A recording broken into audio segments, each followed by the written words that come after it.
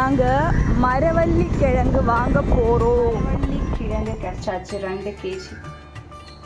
அப்புறம் பீஃப் கிடைச்சாச்சு 2 kg இல்லை 1.5 kg. அப்புறம் மீதி எல்லா items. So I'm all set for my Sunday special lunch. Beef, கப்பா,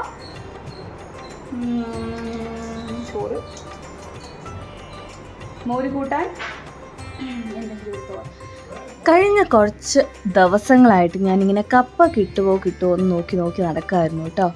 കഴിഞ്ഞ ആഴ്ചയും ചടുത്ത് പോയിട്ടുണ്ടായിരുന്നു. പോയി ചോദിച്ചപ്പോഴത്തേക്കും ഇപ്പോൾ அதோட சீசன் இல்லை சார், கொஞ்ச நாளுக்கு அப்புறம் வாங்க அந்த மாதிரியெல்லாம் சொல்லி നമ്മുടെ കടയിലെ ചേച്ചി നമ്മളെ പറഞ്ഞു വിട്ടു.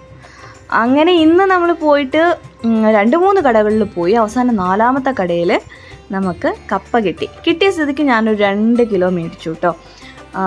എന്നിട്ട് അതിൻ്റെ ഹാഫ് 1 കിലോയോളം എടുത്ത് ഞാൻ ഇന്നത്തേക്ക് എടുത്തു. ബാക്കി ഞാൻ എന്ത് ചെയ്തു, അമ്മ പറഞ്ഞു വീട്ടിൽ എന്താ പറയുക ഇങ്ങനെ എക്സ്ട്രാ വരികയാണെങ്കിൽ നമ്മൾ കവറിലൊക്കെ പൊതിഞ്ഞ് ഫ്രിഡ്ജിൽ വെക്കുകയാണെങ്കിൽ ഒരാഴ്ചയോളം നമുക്ക് യൂസ് ചെയ്യാൻ പറ്റും.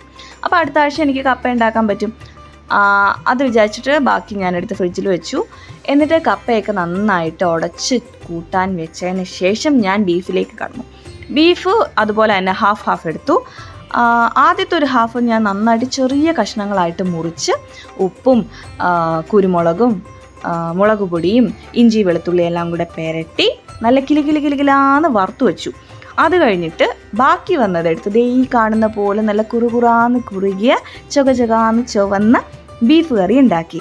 ഇത് രണ്ടും റെഡി ആയതിന് ശേഷം കപ്പ, നല്ല വെന്തുടഞ്ഞ കപ്പ ഒരു പാത്രത്തിലേക്ക് എടുത്തിട്ട് അതിൻ്റെ നടുവ് ഇങ്ങനെ കുഴിച്ച് നമ്മൾ വെക്കില്ലേ കറി ഒഴിക്കാനായിട്ട്, അതുപോലെ ഇങ്ങനെ എടുത്തിട്ട് ആ കുറുകിയ ബീഫ് കറി അതിൻ്റെ മുകളിലേക്ക് ഒഴിച്ചു.